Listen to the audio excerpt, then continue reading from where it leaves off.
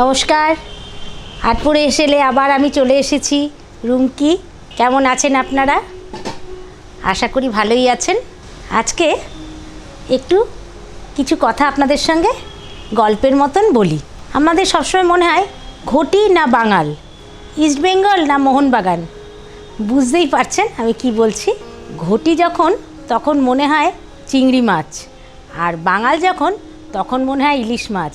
চিংড়ি এমনই একটি পদ, ঘটি বাঙাল উভয়ের পাতেই কিন্তু শোভা দেয়। তাই এই গরমে আজকে একটা মাঠঘাটের সবজি নিয়ে চিংড়ি দিয়ে বানিয়ে দেখাবো। পদটির নাম চিংড়ি লতির দম। তাহলে আসুন দেখে নিই চিংড়ি লতির দম বানাতে আমি কি নিয়ে নিয়েছি। চিংড়ি লতির দম বানানোর জন্য আমি এখানে 500 গ্রাম কচুরলতি নিয়ে এসেছি। এনে খুব ভালো করে ধুয়ে আঁশ ছাড়িয়ে আমি নুন হলুদ দিয়ে ভাপিয়ে রেখে দিয়েছি। নিয়ে নিয়েছি 400 গ্রাম মতো চাবড়া চিংড়ি। নুন, হলুদ গুঁড়ো, আদা বাটা, রসুন বাটা, কাঁচা লঙ্কা বাটা, জিরে গুঁড়ো, চিনি আর কুচনো পেঁয়াজ। রান্নাটি শুরু করে দিচ্ছি। অবশ্যই সর্ষের তেল লাগছে এই রান্নাটি করতে। আমি সর্ষের তেল নিয়ে নিচ্ছি কড়াইতে। এবার পেঁয়াজ কুচিটা দিয়ে দিচ্ছি।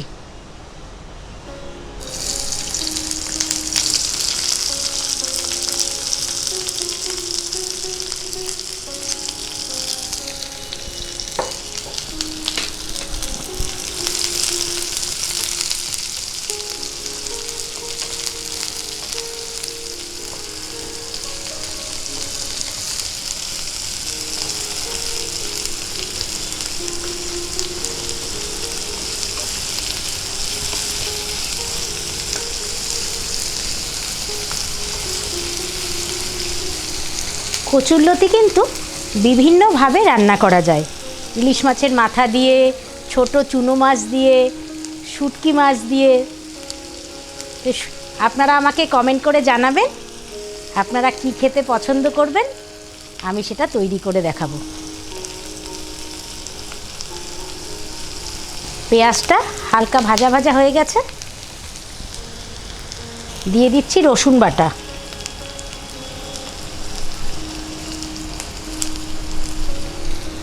দিচ্ছি আদা বাটা।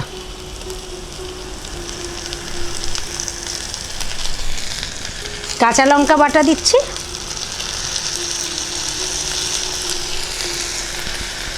আর দিচ্ছি জিরে গুঁড়ো,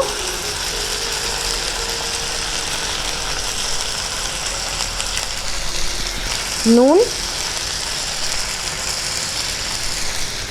সামান্য হলুদ গুঁড়ো।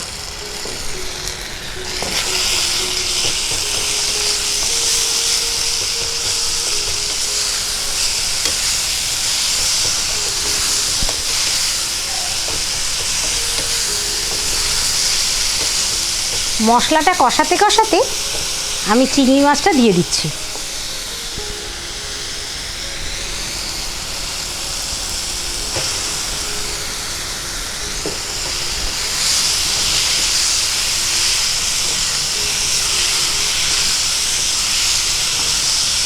চিংড়ি মাছটা দিয়ে খুব ভালো করে কষিয়ে নেব।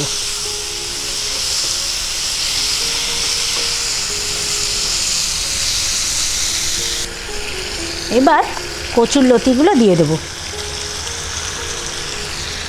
দিয়ে দিচ্ছি কিছুটা চিনি। লতিটা আমি নুন হলুদ দিয়ে সেদ্ধ করে রেখেছিলাম।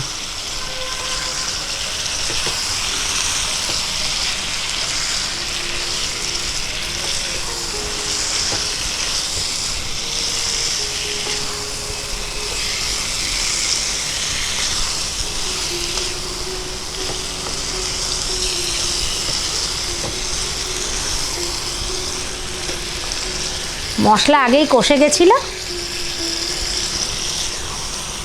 এবার লতিটা দিয়ে ভালো করে মিশিয়ে 5 মিনিট ঢাকা দিয়ে রান্না করে নেব।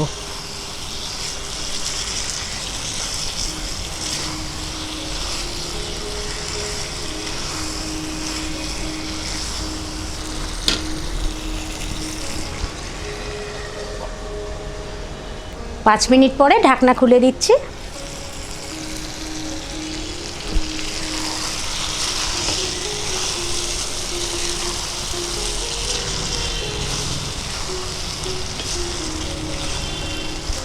একদম তৈরি হয়ে গেছে।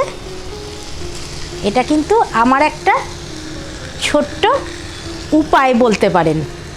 উপায় কেন বলছি, কাঁচা সর্ষের তেলটা উপর দিয়ে যদি দেই খেতে কিন্তু খুব ভালো লাগে। এবার নামিয়ে দেওয়ার আগে আমি কাঁচা সর্ষের তেলটা দিয়ে দিচ্ছি। রান্না হয়ে গেছে, গ্যাস অফ করে দিলাম। এবার পরিবেশন করে দেব।